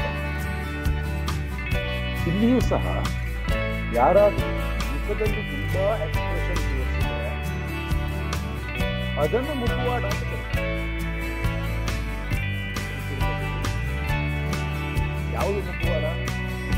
ಅವನಲ್ಲ, ನಿಜ ಅಲ್ಲ, ಅದು ಮುಖವಾಡ ಅಂತ ಆಗೋದು ಮುಖದಲ್ಲಿ ಅತಿ ಹೆಚ್ಚು ಎಕ್ಸ್ಪ್ರೆಷನ್. ಹಾಗಾಗಿ ಕಣ್ಣು ಮಾತನಾಡೋದು, ಬರೀ ಮುಖ ಮಾತನಾಡೋದಿಲ್ಲ, ಅದು ಇಡೀ ದೇಹಕ್ಕೆ ವಿಸ್ತರಿಸ ಮತ್ತು ಇಡೀ ದೇಹ ಮುಖ ಎಷ್ಟು ನ್ಯೂಟ್ರಲ್ ಇರುತ್ತೋ ಅಷ್ಟು ಹೆಚ್ಚು ಅಭಿನಯ ಸಾಧ್ಯ ಅಂತ ಕನ್ನಡ ತೋರಿಸ್ಕೊಟ್ಟಿದ್ದಾರೆ. ಅವರ ಅನೇಕ ರಂಗ ಪ್ರಯೋಗಗಳು ನಮಗೆ ದಿಗಿಲು ಹುಟ್ಟಿಸುವ ಹಾಗೆ ಇರೋದು ಆ ಕಾರಣಕ್ಕೆ. ಅದನ್ನು ಸಾಧಿಸ್ತಾರೆ ಅವರು ಮತ್ತು ಆ ಸಿದ್ಧಿಯನ್ನು ನಾವು ಕಾಣೋದಕ್ಕೆ ಸಾಧ್ಯ. ಅವರ ನಟನೆಯಲ್ಲಿ ಆ ಸಿದ್ಧಿಯನ್ನು ಕಾಣೋದಕ್ಕೆ ಸಾಧ್ಯ. ಹಾಗಾಗಿ ಅಭಿನಯದ ರಂಗಭಾಷೆ ಅನ್ನೋದು ಆ ಎಕ್ಸ್ಪ್ರೆಷನ್, ಮುಖಭಾವ ಇವುಗಳಲ್ಲಿ ಇಲ್ಲ. ಅವರ ಭಾಷೆ ಈ ದೇಹ ಭಾಷೆ ಆಗಿರುತ್ತೆ. ಇದು ಒಂದು ಇಂಟ್ರೆಸ್ಟಿಂಗ್ ಆಗಿರುವ ಸಂಗತಿ. ಮತ್ತು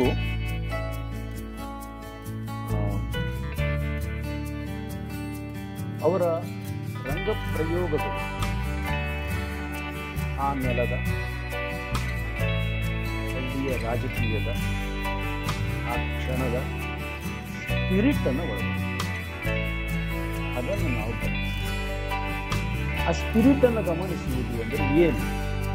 ಅದಕ್ಕೆ ನಾನೊಂದು ಉದಾಹರಣೆ ನಿಮಗೆ ದ್ರೌಪದಿ ನಾಟಕದ ಕೊಡೋದಕ್ಕೆ ಇಷ್ಟಪಡ್ತೀನಿ. ಅವರ ಟೀಮಿನ 2 ನಾಟಕ, ಫೆಬೆಕ್ ಮತ್ತು ದ್ರೌಪದಿ, ತುಂಬಾ ಚರ್ಚೆ ಆಗಿರುವಂತಹ ನಾಟಕ. ಫೆಬೆಕ್ ಮತ್ತೆ ಮತ್ತೆ ಮತ್ತೆ ಪ್ರಯೋಗ ಆಗ್ತಾ ಇದೆ. ಫೆಬೆಕ್ನಲ್ಲಿ ವಸಾಹತುಶಾಹಿ ಆಕ್ರಮಣ ಮತ್ತು ವೈಷ್ಣವ ಆಕ್ರಮಣವನ್ನು ಧರ್ಮದ ಮೇಲೆ ಅವರು ಪ್ರತಿನಿಧಿಸುವಂತಹ ಮಾತೃಮೂಲೀಯವಾದ ಮಾ ಅನ್ನುವ ಒಂದು ಕಾನ್ಸೆಪ್ಟ್ ನಡೆಯಲ್ಲಿ ಅದನ್ನು ಚರ್ಚಿಸುವಂತಹ ತುಂಬ ಭಿನ್ನವಾದಂತಹ ಬಗೆಯನ್ನು ನಾವು ಜಗತ್ತಲ್ಲಿ ನೋಡಲಿಕ್ಕೆ ಸಾಧ್ಯ. ದ್ರೌಪದಿಯ ಬಗ್ಗೆ ಮಾತಾಡೋಣ. ಆ ಟೆಕ್ಸ್ಟ್ ಪಶ್ಚಿಮ ಬಂಗಾಳದ ಮಹಾಶ್ವೇತಾ ದೇವಿಯ ಕಥೆ. ಆ ಕಥೆಯನ್ನು ಇವರು ನಾಟಕ ಮಾಡ್ತಾರೆ.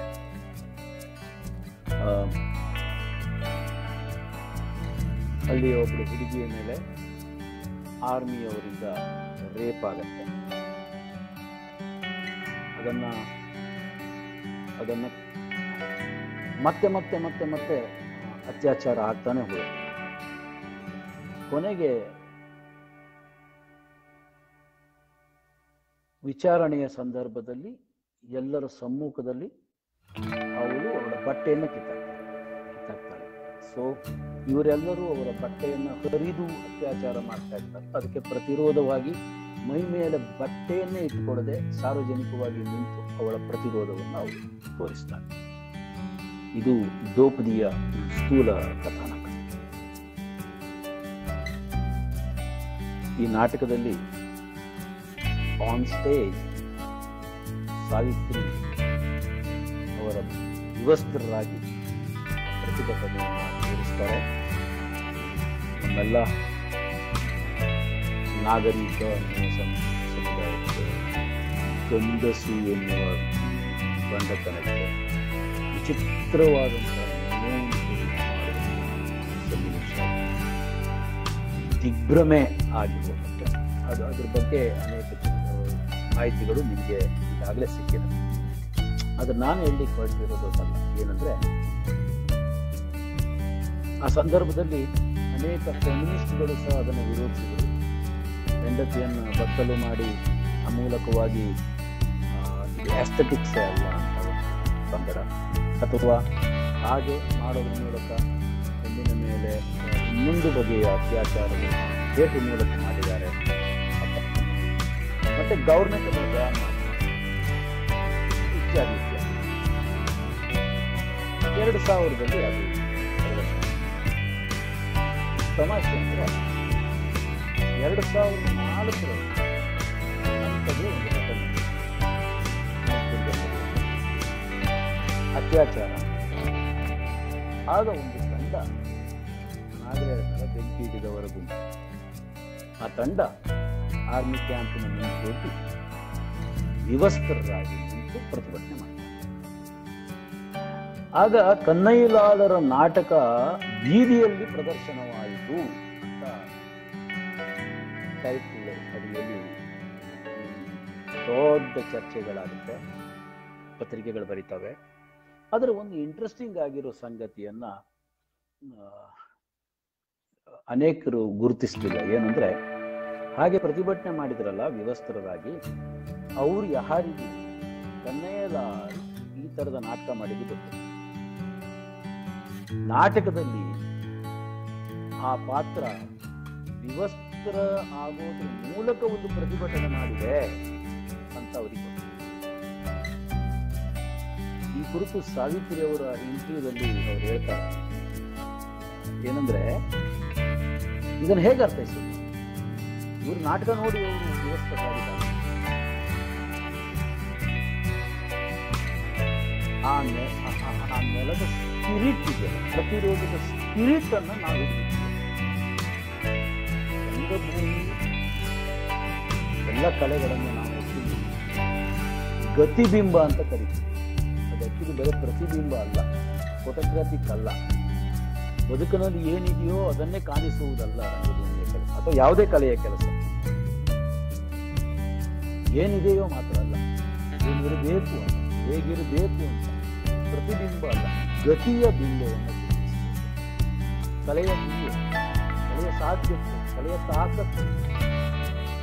ಕನ್ನಯ್ಯಲಾಲರ ಪ್ರತಿಬಿಂಬವನ್ನು ತಿಳಿಸಿದೆ.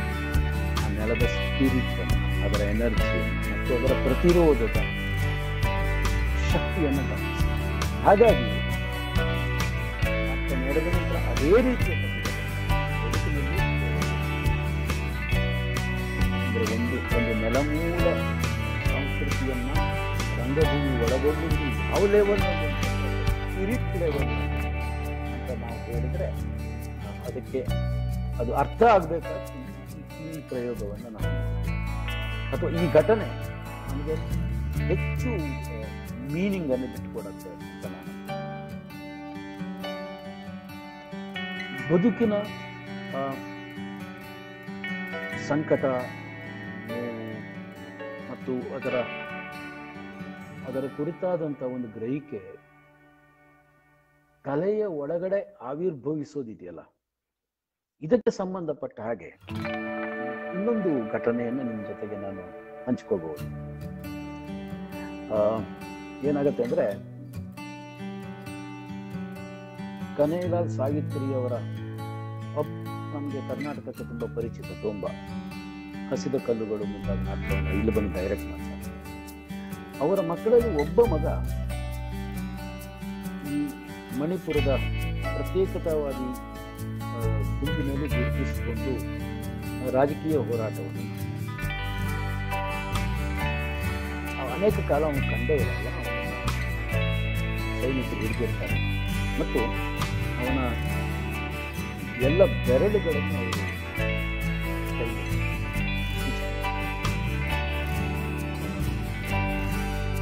ಸಾವಿತ್ರಿ ಒಮ್ಮೆ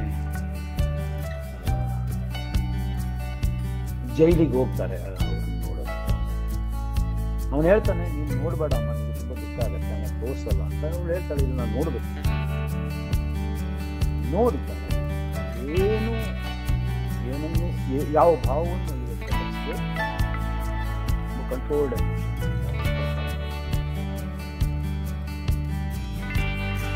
ಮುಂದೆ ಮದರ್ ಕರೆ ಅದರಲ್ಲಿರುವ ಮದರ್ ತಾಯಿ ಯುದ್ಧದಲ್ಲಿ ತನ್ನ ಮಗುವನ್ನು ಸೈಲೆಂಟ್ ಕ್ರೈ ಅಂತ ಒಂದು ಸೈಲೆಂಟ್ ಬಹಳ ಪ್ರಸಿದ್ಧ. ಅವರ ಪರ್ಫಾರ್ಮೆನ್ಸ್ ಮೇಲೆ ಅದು ಬಹಳ ಪ್ರಸಿದ್ಧವಾದಂಥ ಸೈಲೆಂಟ್ ಮೌನ ರೋದನ ಇದೆಯಲ್ಲ, ಅದು ಈ ಮೌನರೋಧನದ ಈ ಮಾದರಿ ಅವಳ ಬದುಕಿನ ಅಂದ್ರೆ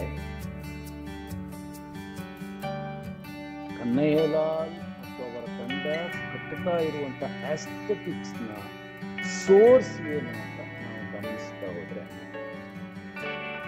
ಎಷ್ಟು ಅನುಭವಜನ್ಯ ಆಗಿರ್ಬೇಕು ಅದು, ಮತ್ತು ಅದು ಈ ಈ ಈ ಅನುಭವವನ್ನ ಹೇಗೆ ಅಭಿನಯಿಸ್ತದೆ. ನಮ್ಮಲ್ಲಿ ತುಂಬಾ ತಪ್ಪು ಕಲ್ಪನೆ ಇದೆ. ಅನೇಕ ಜನ ಹೇಳ್ತಿರ್ತಾರೆ, ನಟರು ಅನುಭವಿಸಬೇಕು, ಅಭಿನಯಿಸಬಾರದು. ಅತ್ಯಂತ ಮೂರ್ಖತನದ ಡೈಲಾಗ್. ನನ್ನ ಅನುಭವ ನಿನಗೆ ದಕ್ಕುವುದೇ ನನ್ನ ಅಭಿನಯದಿಂದ. ಅಭಿನಯ ಅಂದ್ರೆ ಅನುಭವವನ್ನು ದಾಟಿಸೋದು, ಮುಟ್ಟಿಸೋದು, ಅಭಿನಯ ಹತ್ತಿರಕ್ಕೆ ಒಯ್ಯೋದು. ಹಾಗಾಗಿ ಎಲ್ಲರೂ ಪ್ರಯತ್ನಿಸೋದು ಅಭಿನಯಿಸೋದು ಹೇಗೆ, ಅದು ಎಲ್ಲಾ ಬಗೆಯ ಪ್ರಯತ್ನಗಳು ನನಗೆ ಸಾತ್ವಿಕವಾಗಿ ಅದನ್ನು ಮುಟ್ಟಬೇಕು, ತಟ್ಟಬೇಕು. ಅಭಿನಯಿಸೋದು ಹೇಗೆ, ಬರೀ ಅನುಭವಿಸಿದ್ರ ಅನುಭವಿಸೋದನ್ನ ಆಶಯವನ್ನು ಆಕೃತಿಗೊಳಿಸೋದು. ಇಲ್ಲಿ ಇಂಥ ಅನೇಕ ಸೂಕ್ಷ್ಮಗಳು ಕನ್ನಯ್ಯಲಾಲ್ ಸಾಹಿತ್ರಿಯವರ ನಾಟಕದಲ್ಲಿ ಸಿಗಕ್ಷಿತವಾಗುತ್ತೆ. ಮತ್ತು ಈ ಮೂಲಕ ಅವರ ರಂಗ ಸಿದ್ಧಾಂತವನ್ನು ನಾವು ಅರ್ಥ ಮಾಡ್ಕೋಬೇಕಾಗತ್ತೆ ಅಂತ.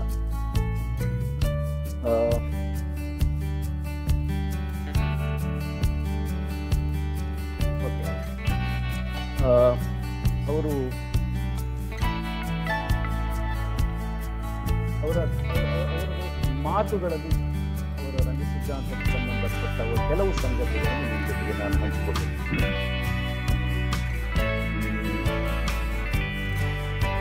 ಏನಂದ್ರೆ ಅವರು ಈಗಾಗಲೇ ಗೊತ್ತಿರೋ ಹಾಗೆ ಪ್ರೊಸೀನಿಯಂ ಅನ್ನುವಂಥ ರಂಗ ಚೌಕಟ್ಟನ್ನು ಮುರಿತಾರೆ ಮತ್ತು ಅದು ಭ್ರಮೆಯನ್ನು ಹುಟ್ಟಿಸುತ್ತದೆ. ಕಥೆ ಮತ್ತು ಪಾತ್ರಗಳ ತಾರ್ಕಿಕ ಸಂಬಂಧಗಳ ಮೂಲಕವಾಗಿ ನೀವು ಅದರ ಜಾಲದಲ್ಲಿ ಸಿಕ್ಕಿಕೊಳ್ಳುವ ಹಾಗೆ.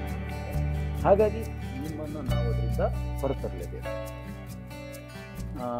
ಹಾಗಾಗಿ ಅವರು ಭಿನ್ನವಾದ ರೀತಿಯಲ್ಲಿ ನಟರನ್ನ ಸಿದ್ಧಪಡಿಸ್ತಾರೆ. ಅವರು ಮೊದಲು ಹೇಳ್ತಾ ಇರೋದು ಏನಂದ್ರೆ, ಕಲಾವಿದರು ಕುತ್ತಿಗೆ ಬಂಧಿತ ಸಂಸ್ಕೃತಿಯ ದಾಸ್ಯದಿಂದ ವಿಮುಕ್ತ ಆಗಬೇಕು. ಈಗಾಗಲೇ ರೂಢೀಗತವಾದಂಥ ಪ್ರಾಕ್ಟೀಸ್ ಇದೆಯಲ್ಲ, ಅದು ಅಥವಾ ಭಾಷೆ, ಹೊರಗಿಂದ ಬಂದ ಭಾಷೆ ನಮ್ಮ ಕುತ್ತಿಗೆಯನ್ನು ಹಿಡಿದು ಬಿಟ್ಟಿದೆ. ನಾವು ಯಾರೋ ಕಲಿಸಿಕೊಟ್ಟ ಭಾಷೆಯಲ್ಲೇ ಮತ್ತೆ ಮತ್ತೆ ಮಾತಾಡ್ತೀವಿ. ನಮಗೆ ನಮ್ಮದೇ ಆದ ಭಾಷೆಯನ್ನು ಕಂಡುಕೊಳ್ಳೋದಕ್ಕೆ ಸಾಧ್ಯ ಆಗಲ್ಲ. ನಾವು ಬೇರೆಯವರ ಭಾಷೆಯಲ್ಲಿ ಮಾತನಾಡ್ತಾ ನಾವು ಯಾರ ಜೊತೆಗೆ ಸಂವಹನ ಮಾಡಬೇಕಾಗಿದೆಯೋ ಅವರಿಂದ ದೂರ ಆಗ್ತಾ ಇರ್ತೇವೆ. ಹಾಗಾಗಿ ಈ ಕುತ್ತಿಗೆ ಬಂಧಿತ ದಾಸ್ಯ ಅಂತ ಅವರು, ಅದರಿಂದ ಅವರು ತಪ್ಪಿಸ್ಕೊಳ್ತಾರೆ. ಹಾಗಾಗಿ ಒಂದು ರಂಗಭಾಷೆ ಎಲ್ಲಿಂದ ಹುಟ್ಟಬೇಕು ಕೇಳಿದ್ರೆ ಅದು ಅವರ ದೇಹದಿಂದಲೇ ಹುಟ್ಟು. ಹಾಗಾಗಿ ಪ್ರತಿಯೊಂದು ದೇಹವೂ ಸಹ ಯೂನಿಕ್, ಅದರ ಅಸ್ತಿತ್ವ ಪ್ರತ್ಯೇಕ. ಅವರ ದೇಹಕ್ಕೆ ಅವರದೇ ಆದಂತಹ ಮೆಮರಿಗಳಿವೆ, ಆ ದೇಹಕ್ಕೆ ಸ್ಮೃತಿಗಳಿವೆ. ಉತ್ತೇಜಿತವಾದಂತಹ ಕ್ಷಣದಲ್ಲಿ ಅವರ ಬೆನ್ನು ಹುರುವಿನಿಂದ ಅವರು ಆ ಶಕ್ತಿಯನ್ನು ಕಂಡುಕೊಂಡು ಅದನ್ನ ಅಭಿವ್ಯಕ್ತಪಡಿಸಬೇಕು. ಹಾಗಾಗಿ ಅವರ ದೇಹ ಭಾಷೆ. ಅಭಿನಯಿಸೋದು ಬೆನ್ನು ಹುರಿಯಿಂದ, ನಾವು ಅಭಿನಯಿಸೋದು ಮುಖದಿಂದ, ಕಣ್ಣಿಂದ ಅದನ್ನು ಪೂರ್ತಿ ತಪ್ಪಿಸ್ತಾರೆ. ಅಭಿನಯಿಸೋದು ಬೆನ್ನು ಹುರಿಯಿಂದ. ಸೊ ಅವರ ನಾಟಕದಲ್ಲಿ ಮಾತುಗಳನ್ನು ತುಂಬಾ ಕಡಿಮೆ ಮಾಡ್ತಾರೆ. ಯಾಕೆಂತಂದ್ರೆ ಎಲ್ಲವನ್ನೂ ಬಾಯೇ ಆಡಬೇಕು, ದೇಹತ್ಯಂತ ಮತ್ತು ಮೆದುಳಿನಿಂದ ಡೈರೆಕ್ಟ್ ಬಾಯಿಗೆ ಬರುತ್ತಲ್ಲ, ಅದರಲ್ಲಿ ಪ್ರಾಮಾಣಿಕತೆ ತುಂಬ ಕಡಿಮೆ. ಹಾಗಾಗಿ ದೇಹವೇ ಆಡಿದ ಮಾತು ದೇಹದಲ್ಲಿ ನುಡಿಯಬೇಕು. ಅನೇಕ ಸಾಂಪ್ರದಾಯಿಕ ರಂಗ ಪ್ರಕಾರದಲ್ಲಿ ಇದನ್ನು ಪ್ರಾಕ್ಟೀಸ್ ಮಾಡ್ತಾರೆ. ದೇಹ ಕಲಿತ ಮಾತನ್ನು ಬುದ್ಧಿ ಆಡಬೇಕು. ಅದನ್ನ ಇಲ್ಲಿ ಬಹಳ ಸ್ಪಷ್ಟವಾಗಿ ಪ್ರಾಕ್ಟೀಸ್ ಮಾಡ್ತಾರೆ. ಏನಂತಂದ್ರೆ ದೇಹ ಮಾತಾಡಬೇಕು ಮತ್ತು ನಟನ ಅಸ್ತಿತ್ವ ಮಾತಾಡಬೇಕು ಮತ್ತು ಅವನ ಸಂಕಟ ಅವನ ಸಂಕಲ್ಪದಿಂದ ಹೊರಹೊಮ್ಮಬೇಕು. ಯಾರದೋ ಸಂಕಲ್ಪದಿಂದ ಅಲ್ಲ. ಆ ಟೆಕ್ಸ್ಟ್ ಅವನದಾಗದೆ ಅದರ ಕರೆಗಲಾಗಿರೋದು. ಟೆಕ್ಸ್ಟ್ ಅವನದಾಗದೆ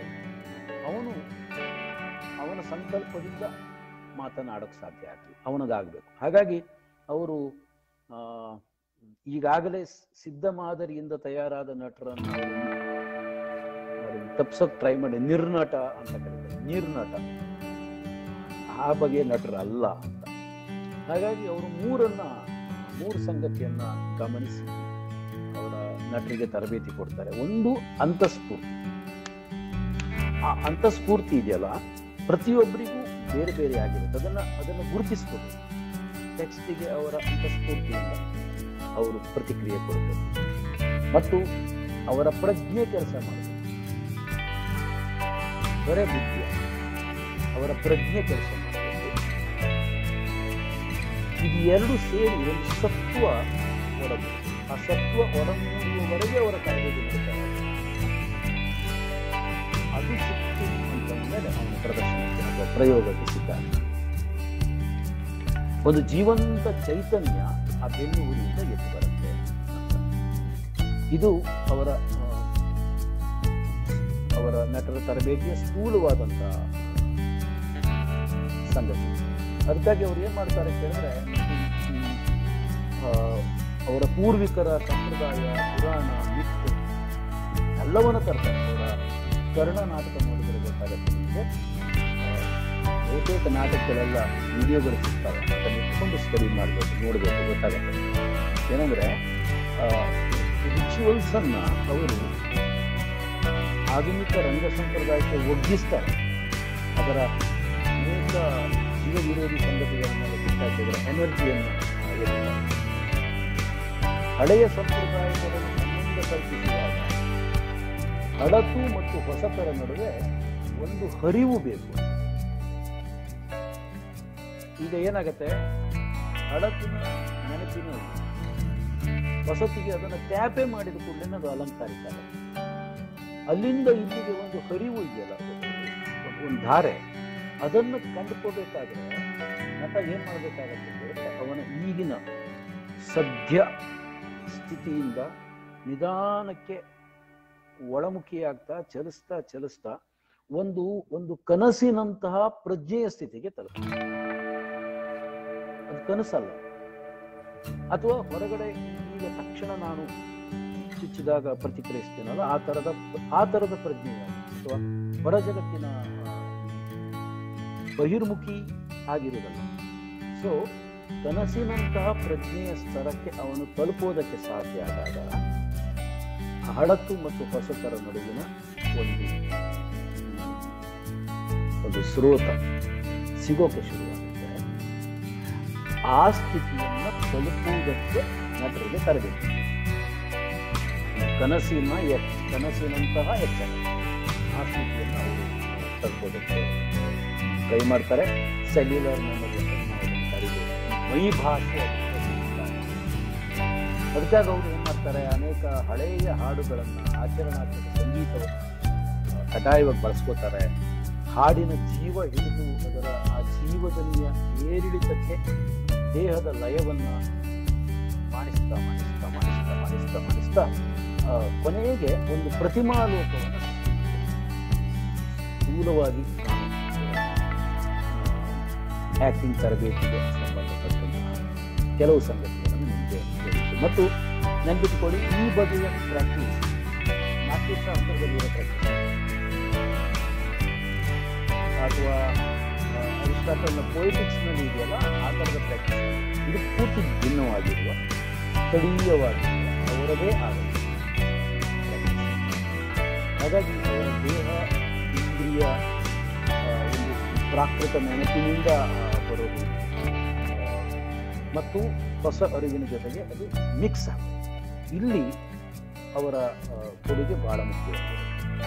ಇದು ನಟನಿಗೆ ಸಂಬಂಧಪಟ್ಟಂತೆ ಆದರೆ ಪ್ರೇಕ್ಷಕರಿಗೆ ಸಂಬಂಧಪಟ್ಟಂತೆನೂ ಹಾಗೆ. ಅವರ ನಿಲುವುಗಳು ಬಹಳ ಸ್ಪಷ್ಟ. ಏನಂದ್ರೆ, ಪ್ರೇಕ್ಷಕ ನಾಟಕ ನೋಡ್ತಾ ಒಂದು ಅದರ ಪರಿಶೋಧನೆಗೆ ತೊಡಕೋದು. ಇದನ್ನ ಬ್ರೆಕ್ಟ್ ಸಹ ಹೇಳ್ತಾನೆ. ಮತ್ತು ಪ್ರೇಕ್ಷಕನಿಗೆ ಅವನು ಚುಚ್ಚುವುದು ಮಾತ್ರ ಅಲ್ಲ, ಪ್ರೇಕ್ಷಕನ ಸ್ವದ ವಿಸ್ತರಣೆ ಆಗಬೇಕು. ಕನ್ನಯ್ಯಲಾಲ್ ಅವರ ಸಿದ್ಧಾಂತ ಹೇಳ್ತಾ ಇರೋದು ಪ್ರೇಕ್ಷಕನ ಸ್ವದ ವಿಸ್ತರಣೆ ಆಗ್ಬೇಕು. ಅವನು ಚಲಿಸ್ಬೇಕು, ಫಿಸಿಕಲಿ ಅಲ್ಲ. ಆ ಪ್ರಯೋಗದ ಜೊತೆಗೆ ಅವನು ಕೂತಲ್ಲೇ ಕುತ್ಕೊಂಡಿದ್ರು ಸಹ ಪ್ರಯೋಗದ ಪ್ರತಿ ಕ್ಷಣದ ಜೊತೆಗೆ ಅವನು ಅವನ ಜೊತೆಗೆ ಚಲಿಸ್ತಾನೆ. ಅವನ ಇಂದ್ರಿಯಗಳನ್ನ ಬಡಿದೆಬ್ಬಿಸಬೇಕು ಮತ್ತು ಅವನ ಪ್ರೇಕ್ಷಕನ ಪ್ರಜ್ಞೆ ಇಷ್ಟು ಕ್ರಿಯಾತ್ಮಕ ಆಗಬೇಕು ನಟರಲ್ಲಿ ಹೇಗೋ. ಆಗ ಪ್ರೇಕ್ಷಕರಲ್ಲಿ ಒಂದು ಅರಿವು ಜಾಗೃತ ಆಗುತ್ತೆ. ಆ ಅರಿವಿನ ಮೂಲಕ ರಂಗದ ಮೇಲಿನ ಬಿಂಬಗಳನ್ನು ಅವರು ಗ್ರಹಿಸುವುದಕ್ಕೆ ಸಮರ್ಥರಾಗ್ತಾರೆ. ಹೀಗಿದ್ರೆ ನಮ್ಗೆ ಅದು ಸುಮ್ಮನೆ ದೂರದಲ್ಲಿ ಕುಳಿತು ಹೀಗೆ ನೋಡಿದ್ರೆ ಅವ್ರು ಎಂತ ಮಾಡ್ತಾರೆ, ಮೈ ಬಳಸ್ತಾರೆ, ಏನೋ ಮಾಡ್ತಾರೆ ಅಂತ ಅನ್ಸ್ಬಿಡುತ್ತೆ. ವಿಡಿಯೋ ನೋಡುವಾಗ ಅಂಥದ್ದೊಂದು ಪ್ರಾಬ್ಲಮ್ ಇರುತ್ತೆ. ದೂರ ನಿಂತು ನೋಡ್ಕೊಂಡು ಎಂತ ಮಾಡ್ತಾರೆ. ನೀವು ಆ ಅರಿವನ್ನ ನಿಮ್ಮ ಒಳಗಡೆ ವಿಸ್ತರಿಸಿಕೊಂಡಾಗ ಮಾತ್ರ ಆ ಬಿಂಬಗಳ ಜೊತೆಗೆ ನಿಮ್ಮನ್ನು ಬಿಡಿಸಿಕೊಳ್ಳಬಹುದು. ಸೊ ರಂಗದ ಬಿಂಬ ಒಂದು ಉಂಟು ಮಾಡುವ ಗ್ರಹಿಕೆ ಇದೆಯಲ್ಲ, ಅದು ಪ್ರೇಕ್ಷಕರ ಅರಿವನ್ನು. ಆಮೇಲೆ ಅವರು ಬಹಳ ತುಂಬಾ ಸ್ಪಷ್ಟವಾಗಿ ಒಂದು ಮಾತು ಹೇಳ್ತಾರೆ, ಏನಂದ್ರೆ ವಿದ್ಯಾವಂತ ವರ್ಗದಲ್ಲಿ ಸರಿ ಬೇರೆ ಅರ್ಥದಲ್ಲಿ ತಗೋಬೇಕಾದ್ರೆ ಸೋ ಕಾಲ್ಡ್ ವಿದ್ಯಾವಂತ ವರ್ಗದಲ್ಲಿ ಅರಿವು ಕೇವಲ ಬೌದ್ಧಿಕ ಮಟ್ಟದಲ್ಲಿ ಮಾತ್ರ ಇದ್ದು ಅವರ ಒಳಗೆ ಆತ್ಮದಲ್ಲಿ ಅದು ಮೆದುಳಿನಿಂದ ಕೆಳಗಿಳಿದು ಚೈತನ್ಯದ ನೆಲೆಯನ್ನು ನಾನು ನನ್ನ ರಂಗಚಿಂತನೆ ಪ್ರಯೋಗದಲ್ಲಿ ಈ ಆಧುನಿಕ ಎಂಬುದರಿಂದ ಏನನ್ನು ತೆಗೆದುಕೊಂಡೆ. ನಾನು ಆಧರಿಸಿದ್ದು ಶೋಧಿಸಿದ್ದು ನನ್ನದೇ ಸಂಸ್ಕೃತಿಯ ಆಳದ ಬಹಳ ಸ್ಪಷ್ಟವಾಗಿ ಖಡಕ್ಕಾಗಿ ಅವರು ಹೇಳ್ತಾರೆ. ಮತ್ತು ರಂಗಭೂಮಿ ಶೂನ್ಯದಲ್ಲಿ ಹುಟ್ಟೋದಿಲ್ಲ, ಅದರ ಚಾಲನೆಗೆ ಒಂದು ಸಾಮಾಜಿಕ ಮತ್ತು ರಾಜಕೀಯದ ಪರಿಸರದ ಅಗತ್ಯ ಇದೆ ಅಂತ. ಹಾಗಾಗಿ ಅವರ ಪ್ರಯೋಗಗಳು ಈ ಸುಮ್ಮನೆ ಮೇಲ್ನೋಟಕ್ಕೆ ಕಾಣುವಾಗೆ ಬರೀ ಮುಗ್ಧ ಜಗತ್ತಿಂದಲ್ಲ, ಅದು ಅಪ್ಪಟ ರಾಜಕೀಯ ಪ್ರಯೋಗಗಳು. ಪೊಲಿಟಿಕಲ್ ಥಿಯೇಟರ್ ಅಂತ ನಾವೇನಾದ್ರೂ ಕರೆಯೋದಿದ್ರೆ ಅದನ್ನ